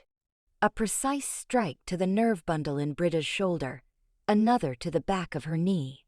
Britta cried out, her movements growing sluggish, her attacks losing their viciousness. The crowd watched, transfixed, as the Omega, the pariah, methodically dismantled the council's chosen champion. Finally, Lani discerned her opening. Britta, weakened and dazed, exposed herself. Lani moved with blinding speed, sweeping Britta's legs from under her. Britta crashed to the earth, gasping for air, and defeated. Lani loomed over her, her chest heaving, her eyes burning with triumph. She could have delivered the coup de grace, but she refrained. Instead, she offered a hand to help Britta to her feet. "It's finished," Lani declared, her voice carrying a newfound authority. "I have proven my worth." Britta, humbled and defeated, accepted Lani's outstretched hand. "You have," she conceded, her voice grudging but laced with respect. A swell of murmurs coursed through the crowd, this time tinged with awe and begrudging admiration. Elder Rowan observed, his expression unreadable, masking his shock. Jaxon surged into the circle, enveloping Lani in a tight embrace. "I knew you could," he whispered, his voice thick with pride. Lani's triumph reverberated throughout the pack. Doubts lingered, prejudices persisted, but a seed of revolution had been sown. The Omega had defied expectations, challenged the status quo, and demonstrated that strength manifested in myriad forms. The trial of worth had not only solidified Lani's bond with Jaxon, but had also illuminated a path toward a more just future for the pack. Murmurs of shock, turned into whispers of praise. Lani had not just won a fight, she had captured the attention of the pack. She looked towards Jaxon and smiled brightly. They still had obstacles ahead, but they had taken a critical step forward. Acceptance dawns. The silence after Lani's victory over Britta hung like a shroud, heavy with the weight of disbelief giving way to burgeoning respect. A ripple of applause, shy at first, like raindrops on a still pond, gathered momentum until it became a torrent, echoing across the training grounds. Pack members, just days before united in their contempt, now regarded Lani with a mix of awe and grudging esteem. Not outright acceptance, not yet, but a start. A fissure in the wall of prejudice that had confined her. She caught the wide-eyed wonder of young Omega pups, gazing at her as though she were a figure from legend. That look, more than any other, kindled a fierce warmth within her. A vow to shield them from the trials she had endured. Jaxon approached, his face an enigma. The familiar arrogance had receded, replaced by something softer, hinting at pride. He halted a few feet away, his golden gaze probing hers. "That was unexpected," he conceded, a flicker of a smile gracing his lips. "You held back." It wasn't a question, but an affirmation, a recognition of her restrained might. Lani nodded, her gaze unwavering. "I didn't want to injure Britta. My goal was to prove I could defend myself." "You transcended mere defense, Lani," Jaxon murmured, his voice a low thrum. "You revealed something they deemed impossible." He reached out, his large hand gently cradling her cheek. "You revealed the strength inherent in an Omega." His touch sparked a shiver, a familiar jolt of electricity that amplified the bond between them. Around them, the pack observed, their murmurs subdued, sensing the shift in power, the undeniable connection anchoring their Alpha to this improbable Omega. Elder Rowan shuffled forward, his face a study in carefully suppressed emotion. Resentment flickered in the old wolf's eyes. "The trial concludes," he declared, his voice gravelly. "Lani has demonstrated her worth." The words seemed to catch in his throat, a bitter draught forced down.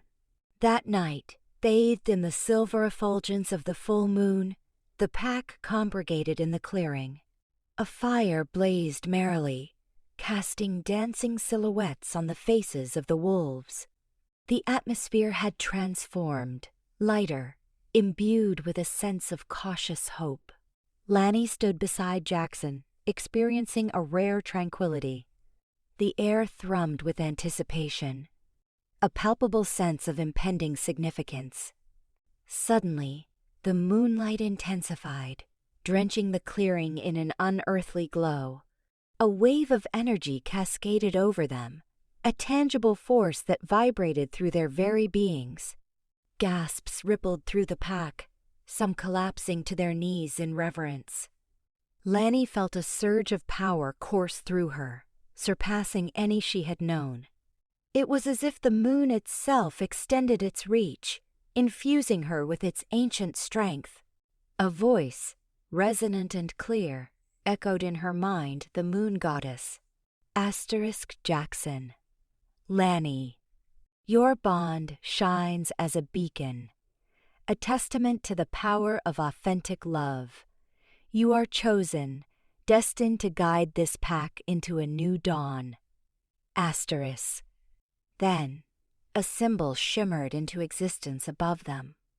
A crescent moon interlaced with a wolf's head, radiating an otherworldly luminescence. It descended slowly, settling upon Jaxon's chest, its warmth radiating outward, enveloping them both. Jaxon drew a sharp breath, understanding dawning in his eyes. The blessing he breathed, his voice filled with awe. He turned to Lani, his gaze intense. "We are empowered now, united." Lani felt it too, a profound connection to Jaxon, a sense of shared purpose that transcended individual ambition. She knew, with unwavering conviction, that their bond represented more than just love, but something far grander. They were destined to lead, to safeguard, to usher in an era of acceptance and understanding. She met Jaxon's gaze, her heart brimming with a love that defied all limitations. "We will accomplish this together," she pledged, her voice ringing with newfound assurance. Jaxon squeezed her hand, his eyes blazing with resolution. "Together," he affirmed. He raised his voice, addressing the pack. "The moon goddess has spoken. We will embrace this destiny. We will rebuild this pack, not on the foundations of prejudice and fear, but on unity and strength." A cheer erupted from the pack, a unified surge of approval that rattled the very cornerstones of their old traditions. The age of prejudice waned, replaced by a flicker of hope, the promise of a future where Omegas were no longer pariahs, but cherished members of the pack. Acceptance had arrived, bringing with it a revolution of the spirit. The journey ahead would be long and challenging, but armed with the moon goddess's blessing and their unshakable bond, Jaxon and Lani stood ready to confront whatever trials awaited, together. A new beginning. A current of cautious optimism, foreign and almost tangible, electrified the meeting hall. At the head of the long oak table, Jaxon presided, Lani a steadfast presence at his side, his co-equal. Her very position, once an impossibility, stood as a bold emblem of the transformation they championed. First, Jaxon's voice, laced with command, cut through the expectant hush. "The Omega tax is formally abolished. No member will forfeit their income solely based on designation." A wave of hushed whispers, a blend of elation and trepidation, washed over the assembled wolves. Elder Rowan, disapproval carved into the deep lines of his face, fidgeted. Lani met his hard stare with unwavering resolve. "Moreover," she continued, her tone ringing with clarity and assurance, "we're instituting a skills matrix and development program. Regardless of designation, everyone will have access to resources to cultivate abilities and bolster the pack's collective strength. This initiative promised not merely to uplift the Omegas, but to unearth untapped potential within the entire community," Jaxon observed Lani, swelling with pride. More than just his mate, she possessed true vision, a leader forged in adversity. He reached for her hand beneath the table, offering silent support. "We appreciate that change can be unsettling," he acknowledged, addressing the lingering doubts that hung heavy in the air. "But we are convinced these adjustments will fortify us all. We aren't asking you to forsake tradition, but to interrogate it, ensuring it empowers, rather than shackles, us." Later, as they walked the training grounds, a prickling unease shadowed Lani. She couldn't shake the feeling of undercurrents, of resistance simmering beneath the surface. "Jaxon," she murmured, "I sense resentment, subdued but palpable." Jaxon halted, his gaze sharpening. "Rowan," he guessed, a name spoken with a tight jaw. "Poisoning minds, fanning flames of insecurity." Lani nodded grimly. "He isn't alone. There are those who believe an Omega has no place leading this pack, even beside you." He pulled her close, his embrace a haven. "They underestimate you, Lani, and they gravely underestimate me if they imagine I'll permit anyone to harm you or sabotage our purpose." The subsequent weeks demanded a delicate balancing act. Jaxon and Lani navigated the implementation of their policies, carefully tending to the anxieties of the opposition while standing their ground on the bedrock principle of equality. Town halls became forums for airing grievances and collaboratively forging solutions. They personally supervised the training program, guaranteeing equal access to resources and opportunities for all. Gradually, imperceptibly, the pack began to morph. Omegas, once resigned to the margins, straightened their spines, their eyes reflecting a hard-won confidence. They excelled in domains previously forbidden, proving their mettle and dismantling archaic prejudice. Betas, formerly relegated to supporting roles, uncovered dormant aptitudes and ascended to positions of authority. Even some alphas, initially resistant to the shifting landscape, began to recognize the advantages of a more inclusive, cooperative community. Yet, Elder Rowan's influence remained a persistent irritant.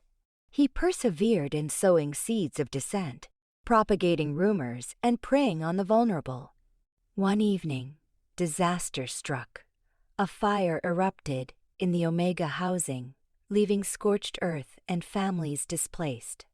While deemed accidental, Lani felt a chilling premonition that it was a calculated act, a message of intimidation aimed at destabilizing the new order. She confessed her fears to Jaxon, her voice laced with apprehension. "We need to confront this, Jaxon. Rowan is becoming a clear and present danger," Jaxon concurred, his resolve hardening. He could no longer dismiss the growing body of evidence. He summoned Rowan to the meeting hall, his expression grave. "Rowan," he began, his voice carrying the weight of his position. "Reports have reached me regarding your attempts to undermine our leadership and foment unrest. Care to explain yourself?" Rowan, pale but defiant, dismissed the accusations. "My sole concern is for the well-being of the pack," he countered. "I fear these reckless changes will spell our doom." Lani advanced, her eyes blazing with righteous fury. "Your concern is a transparent facade for preserving your own power, Rowan. You fear progress because it threatens your antiquated ideology and your dominion over others." She presented the evidence she'd meticulously gathered, testimony from pack members detailing Rowan's insidious machinations. Confronted with undeniable proof, Rowan's composure shattered, his face twisted by a surge of bitterness. "You think you can rewrite us?" he snarled, his voice laced with venom. "You think you can dismantle centuries of tradition? You are deluded. This pack will never bend to an Omega's will." Jaxon rose to his full height, his eyes burning with contained power.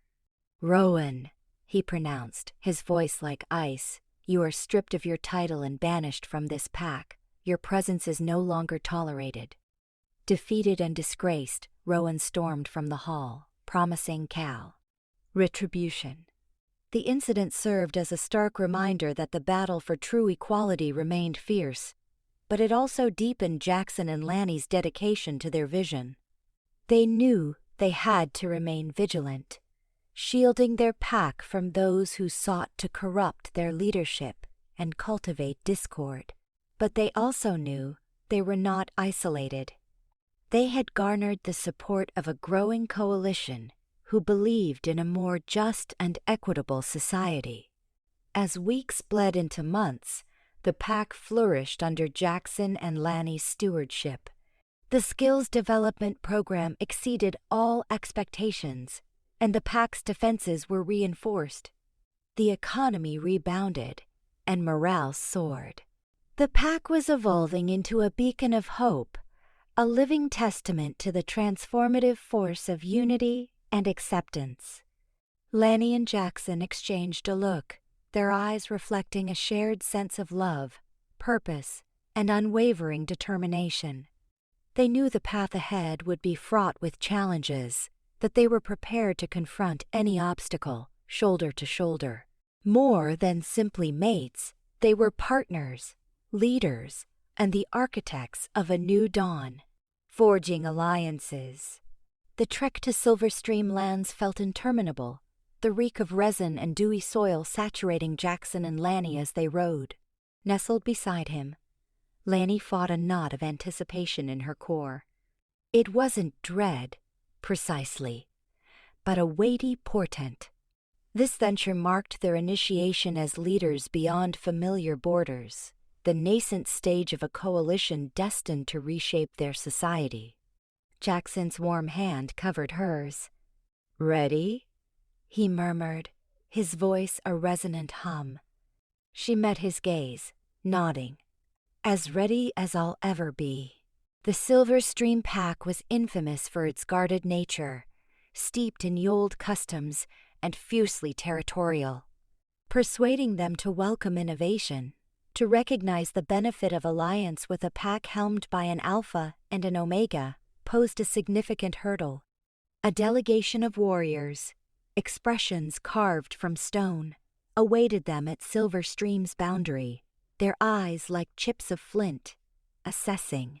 The atmosphere thrummed with veiled hostility. Alpha Theron, a commanding figure etched with silver at his temples, advanced. "Alpha Jaxon of the Blackwood Pack," he announced, his voice ringing through the clearing. "And Omega Lani." The barely perceptible hesitation concerning her title did not escape Lani's notice. Shoulders squared, she refused to shrink. "We come in amity, Alpha Theron," Jaxon asserted, his tone respectful, yet firm. "We seek to establish a concord between our packs, to cultivate a partnership based on mutual regard and collaboration." Theron scrutinized them, his countenance inscrutable. "We have heard narratives," he finally declared. "Gossip of shifts occurring within Blackwood." "Singular shifts." Jaxon held his gaze. "We are charting a new course, Alpha Theron, one that champions parity and cohesive strength. United, our packs gain resilience, becoming better equipped to confront approaching trials." Initial parleys proved stiff, laden with courteous but wary dialogues. The Silver Stream elders, faces scored with skepticism, rigorously interrogated Lani, searching for vulnerabilities, hints of her unsuitability to stand alongside an Alpha. Lani responded with poised grace, her words measured, her gaze unwavering. She detailed the skills enhancement initiative, the rescinding of the Omega tax, the vibrant community blossoming in Blackwood. She relayed her visions, allusions to the moon goddess, and the latent potential residing within each member of their kind, irrespective of status. During one such fraught exchange, young Lyra, Alpha Theron's daughter Abeda, with a questing mind and contrarian streak approached Lani. "Tell me," she whispered, "is it valid? Your sight?" Lani paused, then acquiesced. "At times. Foresight, glimpses of bygone eras, ethereal whispers." Lyra's pupils dilated. "And the moon goddess communes with you?" "Not verbally," Lani replied, "but via sensations, ethereal images, a profound certainty." Lyra was spellbound. She perceived a kindred spirit in Lani, one who dared defy convention, one who embraced the unexplored. In subsequent days, Lani and Jaxon labored assiduously, manifesting their devotion to equality and their sincere aspiration for partnership. Jaxon shared his acumen in battlefield tactics and resource stewardship, while Lani contributed insights into healing arts and communal development. With patience, they addressed Silver Stream Pack's anxieties, offering resolutions and allying fears. Gradually, opinions began to shift. The younger members, invigorated by Lani's daring and Jaxon's foresight, commenced challenging antiquated mores. Observing the tangible progress of Blackwood's reforms, even certain elders began to temper their rigid stance. Alpha Theron, initially the most recalcitrant, now regarded Lani and Jaxon with burgeoning deference. He perceived the profundity of their connection, the unwavering devotion they inspired within their pack, and the genuine solicitude they bore for their people. One eve, seated near a snapping fire, Theron spoke. "You have revealed much, Alpha Jaxon, Omega Lani," he admitted, his cadence softer than before. "You have called into question our traditions, our beliefs, and you have illustrated that leadership manifests in many forms." He paused, his gaze sweeping over his pack. "We will join you. We will cement an alliance with the Blackwood Pack. Together, we shall confront the forthcoming years, whatever they bring." A joyous roar resounded from the Silverstream Pack, a surge of optimism flooding the clearing. Lani and Jaxon exchanged a grateful glance. They had triumphed. Word of the concord spread rapidly, borne on the wings of swift messengers and whispered by the Zephyr. Soon, other packs, initially wary, began seeking them out, drawn by the assurance of a brighter horizon. Lani and Jaxon traversed tirelessly, cementing allegiances, fostering relationships, forging a network of reciprocal backing across the territory. They garnered renown as judicious and sympathetic leaders, esteemed for their valor, prescience, and unyielding allegiance to their people. Perched atop a knoll overlooking their lands, under a sun ablaze with vermilion and amethyst, Jaxon enfolded Lani in his embrace. "Behold what we've wrought," he breathed, his voice resonant with pride. "Behold what we have composed." Lani nestled closer, her breast suffused with affection.